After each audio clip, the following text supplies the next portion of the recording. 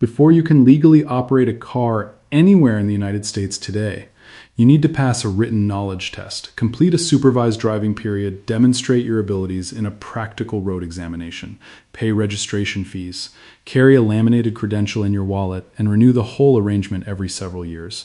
That process feels so embedded in the fabric of adult life that most people never stop to question how it came to exist. It feels as ancient and inevitable as the roads themselves, as though the automobile and its regulatory framework arrived together, fully formed as a single coherent package. They did not. For the first decade of the automobile's existence in America, there was nothing. No license, no test, no minimum age, no registration requirement. No speed limit on most roads, no stop signs, no traffic signals, no lane markings, and no agency anywhere empowered to tell you that you were not fit to operate a gasoline-powered machine and aim it at a crowded city intersection. If you could reach the controls, you could drive a 12-year-old, a person who had never touched a mechanical vehicle in their life. Someone with severely impaired vision. The street was open, the machine was available, and the law had absolutely nothing to say about it. This is not a footnote in American history. It is a foundational story about technology, power, corporate strategy, and the extraordinarily slow process by which a society decides what price in human life is too high to keep paying. And the answer, as it turned out, took more than half a century to arrive. To understand why the automobile entered a world with no rules, you first have to understand what that world looked like before the automobile showed up. Stand in the middle of any major American city in the year 1895, and what you would see bears almost no resemblance to what those same streets contain today. There are no lane markings on the road surface. In many neighborhoods, there are no elevated curbs distinguishing where the road ends and the walkway begins. There are no traffic signals because there is no traffic problem that signals were designed to address. There are no signs instructing you how to navigate intersections, because the intersections operate on an entirely different set of assumptions than anything that exists today. The street, under those assumptions, was not a transportation corridor. It was a public commons. Children played there, vendors positioned their carts and tables along it. Couples walked through it on warm evenings. Neighbors gathered and talked in it.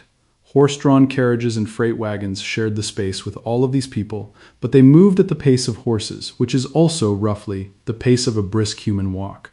Nobody needed to dodge out of the way of a horse cart. The horse would accommodate you. This was not simply a cultural norm. It was the legal framework, under centuries of English common law, preserved intact in the American legal tradition. Every person had an equal and unrestricted right to use public roads. The person traveling by vehicle bore responsibility for whatever damage that vehicle caused. If you ran someone down, the fault was yours. The pedestrian owed nothing to the vehicle. The vehicle owed everything to the pedestrian. Streets, in other words, belonged to people. Then came the automobile, and the negotiation over who streets actually belonged to, which was at its core a negotiation over who bears responsibility when someone dies, would consume the next 6 decades. The gasoline-powered automobile did not drop fully formed into American life. Its arrival was gradual, uneven, and to most observers at the time, thoroughly baffling. The Duryea brothers demonstrated their gasoline-powered vehicle in Massachusetts in 1893. By the turn of the century, there were perhaps 8,000 automobiles in the entire United States and more than 50 manufacturers trying to build them. These early machines were bewildering in their variety. Some ran on steam, some on electricity, some on gasoline controls. Varied wildly between models. Some used tillers rather than wheels. Some had no meaningful braking capability. Some could barely reach 10 miles per hour, while others terrifyingly reached speeds approaching 50. And no authority on earth, no city government, no state legislature, no federal agency had any idea what to do about any of it. This made a certain kind of sense in 1896, when encountering an automobile in most American cities was a remarkable event that drew crowds. It made no sense at all by 1909, when there were 200,000 motorized vehicles on American roads, and it was a genuine catastrophe by 1920 when that number had climbed past 8 million.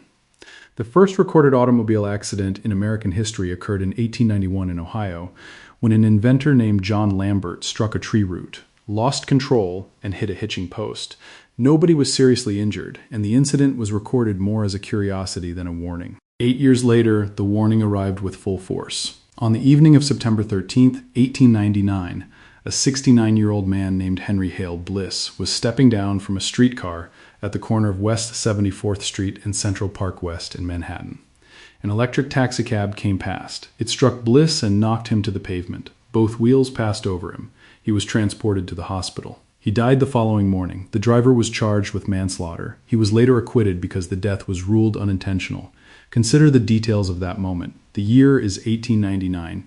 There are no traffic signals, no speed limits, no lane markings, no stop signs. The driver of the taxicab has never submitted to any examination of his driving ability, has never been evaluated by any authority, may have had a week of experience behind the controls, or may have had years.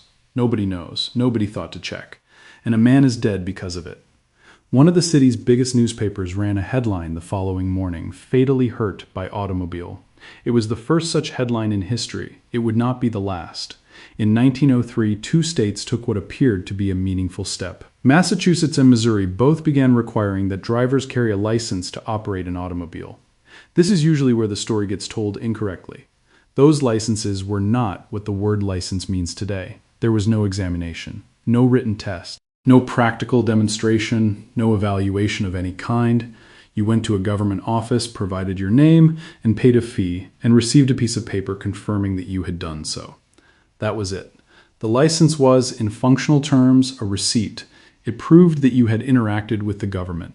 It proved nothing whatsoever about your ability to drive. New York also introduced a certification requirement that same year. Cost, $1 requirement, carry it while operating a vehicle. Evidence of competency, none.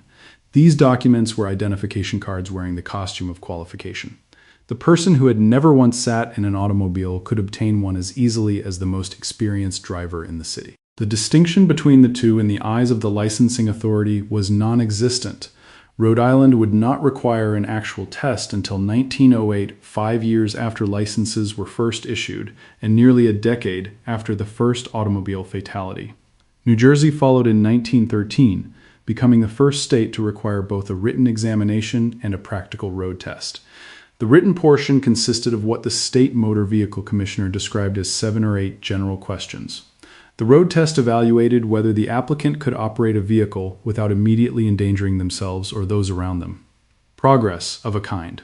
But what happened next reveals how deep the resistance to meaningful regulation actually ran. In the summer of 1908, 31 people were killed in automobile crashes in Detroit alone over the span of 2 months.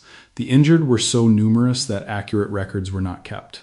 By 1917, Detroit had 65,000 vehicles on its roads and was recording more than 7,000 accidents per year, 168 of them fatal. 3/4 of the dead were people on foot.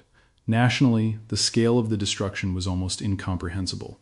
By 1913, over 4,000 Americans died in automobile crashes. By 1920, more than 15,000 people died in a single year. Over the entire decade of the 1920s, cars killed more than 200,000 Americans, a figure comparable to the total American combat deaths in the First World War, except these deaths were occurring on neighborhood streets and in front of family homes. The public response was not resignation. People were not yet conditioned to view mass automotive death as the unfortunate price of modernity. They were enraged. Newspapers published the names and home addresses of drivers who killed pedestrians. In some cities, crowds dragged reckless drivers from their vehicles. In Detroit, church bells rang twice daily in memory of automobile victims. Teachers read the names of killed children aloud to their classrooms. The Georgia Court of Appeals formally classified automobiles with ferocious animals under the law, noting that they exceeded even aggressive dogs, vicious bulls, and unruly mules in their capacity for damage. This was the environment in which the licensing question should have resolved quickly. An obvious public safety crisis demanded an obvious response. Verify that people can operate dangerous machines before allowing them to operate dangerous machines. What happened instead is one of the most revealing episodes in American corporate and political history. As the death toll climbed and public fury reached a pitch that was beginning to threaten car sales, which did in fact decline 12% between 1923 and 1924, the automobile industry recognized that it faced an existential threat, not from a competitor, from public opinion. The industry's response was not to accept responsibility, advocate for stronger driver training, or push for rigorous licensing requirements that might rebuild public trust. The industry's response was to change the question being asked. If the public was asking who is responsible for these deaths, the industry needed the answer to shift from drivers to pedestrians. They launched one of the most audacious and effective public relations campaigns in American history. The centerpiece was a single word that the automobile lobby and its affiliated organizations worked systematically to introduce into the national vocabulary: jaywalker. The word jay was already in circulation as slang for a naive country person, a rural bumpkin out of place in sophisticated modern life. When automobile industry groups began applying it to pedestrians who crossed streets outside designated zones, they were doing something precise and deliberate. They were attaching an insult to a behavior that had been perfectly legal, entirely normal, and universally accepted for the entire recorded history of American urban life. Walking across a street was now something a fool did, a backward person, someone who didn't understand how the modern world worked. The campaign was comprehensive in its coordination. The National Automobile Chamber of Commerce distributed carefully framed accident statistics to newspapers across the country, statistics that emphasized pedestrian error rather than driver error. Automobile clubs organized Boy Scout distribution of cards instructing pedestrians where and how to cross. Public safety events featured actors in exaggerated rural costumes stumbling in front of mock automobiles while crowds laughed. In the 1922 Detroit Safety Week parade, a Packard motor car company float carried a massive tombstone inscribed with the words "Erected to the memory of Mr. J. Walker, he stepped from the curb without looking." The historian Peter Norton, who studied this period exhaustively in his book, Fighting Traffic, documented what happened to newspaper coverage as this campaign took effect. In 1923, American newspapers uniformly blamed drivers when pedestrians were killed. By the end of 1924, they were almost uniformly blaming the pedestrians themselves. The transformation took roughly 18 months and required no change in facts, no new evidence, and no legislative action. Just a well-funded and coordinated campaign of narrative pressure. Kansas City criminalized jaywalking first. Los Angeles followed in 1925. The concept spread nationally within a few years. The street, which had been understood as common property for centuries, was redesignated as automobile territory. The pedestrian had become a trespasser in a space that had belonged to ordinary people since before memory. This reframing had direct consequences for the licensing debate. If pedestrians were the problem, strict driver qualification requirements were not the urgent priority. The solution was pedestrian education and pedestrian law enforcement, not driver competency standards. This logic, transparently self-serving, demonstrably false, and devastatingly effective, delayed meaningful licensing requirements across most of the country for decades. While the political fight over licensing dragged on, the physical infrastructure of roads was gradually being transformed through a series of innovations that each seem obvious in hindsight and were genuinely novel at the time. The first electric traffic signal in the United States was installed on August 5, 1914, at an intersection in Cleveland, Ohio. It was designed by James Hoge and featured only red and green lights, no yellow interval, operated manually by a police officer seated in a sidewalk booth. It had a buzzer that announced an impending change.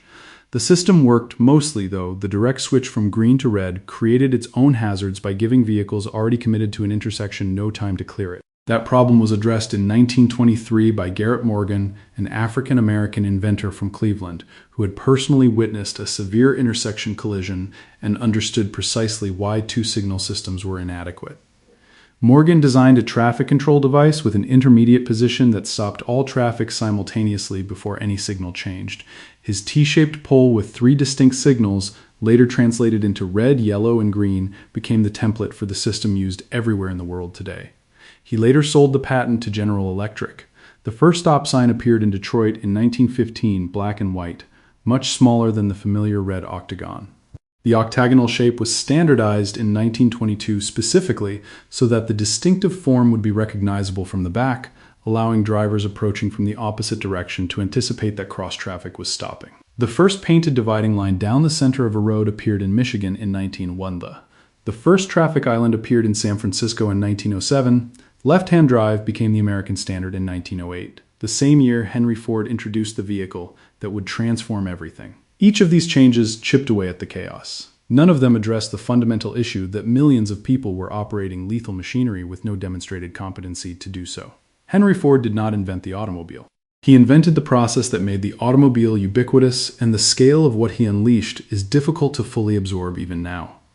The Model T launched in October 1908 at a price of $825. Ford's obsession was cost reduction, and he pursued it with the relentless focus of someone who understood that the automobile would reshape America if and only if ordinary Americans could afford one. The moving assembly line, introduced at the Highland Park plant in 1913 and 1914, was the mechanism that made this possible. By 1914, the Model T sold for $490. By 1924, the price had fallen to $290, less than the average American worker earned in 3 months.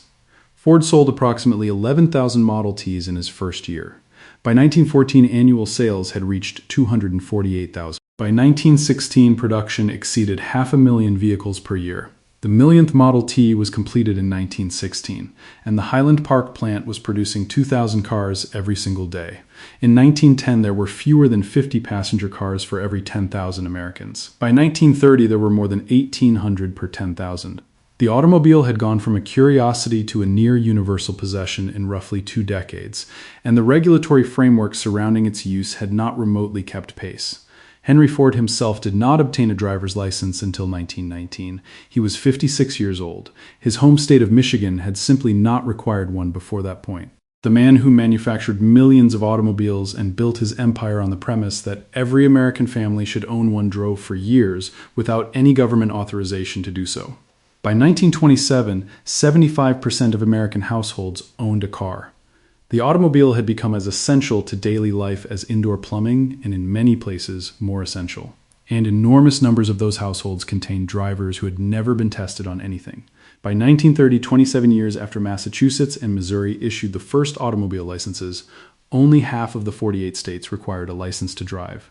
Only 15 of those states required drivers to pass any kind of examination. Across more than half the country, you could still climb into a motor vehicle and take it onto public roads with no credential, no test, and no demonstrated knowledge of any traffic rule. The state-by-state adoption of meaningful licensing requirements reads like a chronicle of delayed obligation. Missouri, one of the 2 states that established licenses as early as 1903, did not require a driving test until 1952, 49 years after issuing its first licenses. South Dakota held out against mandatory driver's licenses entirely until 1954, making it the final American state to do so, and did not institute a driving examination until 1959. The same year, 440 people died on its roads in a single year. Alaska did not require driving tests until 1956. Arizona until 1951. Illinois until 1953. Wisconsin until 1956. These are not remote frontier territories. These are substantial states where substantial numbers of people were operating substantial numbers of vehicles on public roads for decades without any government verification that they understood what they were doing. The complete establishment of universal testing, every state requiring that drivers demonstrate competency before operating a vehicle, was not achieved until 1959. That is 56 years after the first American driving licenses were issued.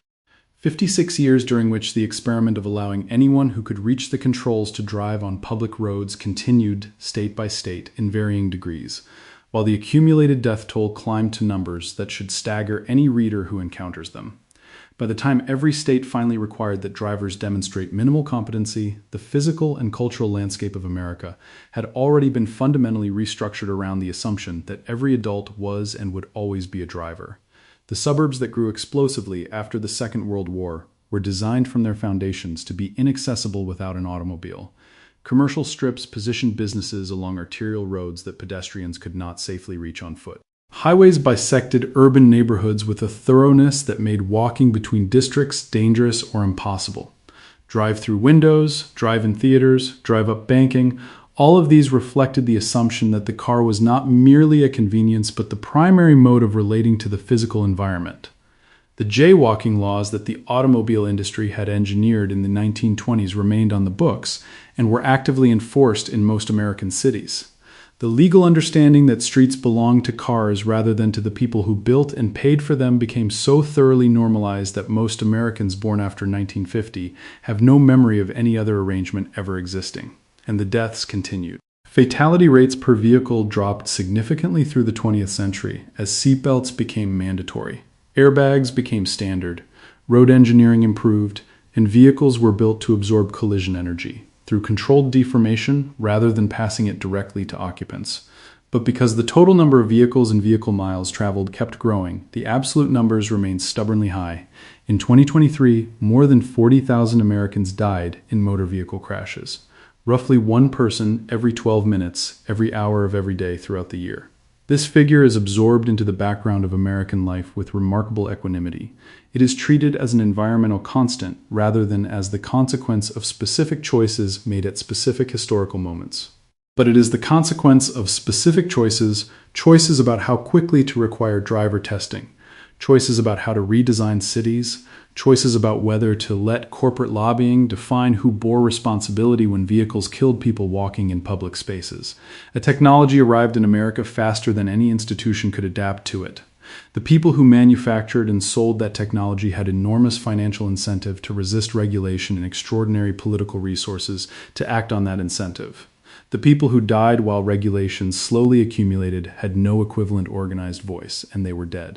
What emerged from that process was a set of rules that were not planned but accumulated, not designed but negotiated, not based on what would produce the safest possible outcome, but on what powerful interests would grudgingly accept after each successive wave of fatalities made further delay politically untenable. The driver's license as it exists today is not the product of rational policy design. It is the sedimentary residue of half a century of conflict between public safety and corporate interest, with the public eventually winning enough of the argument to establish minimum competency standards while losing most of the larger argument about who streets were actually for. The percentage of young Americans obtaining driver's licenses has been declining steadily for decades. In 1984, nearly half of 16-year-olds held licenses. By 2018, the figure had fallen to roughly 1 in 4. Among people in their early 20s, the decline has been similar. Cities have been tentatively redesigning some streets with pedestrians in mind for the first time in generations. The assumptions that were locked in during those lawless early decades are, in some places and to some modest degree, being questioned.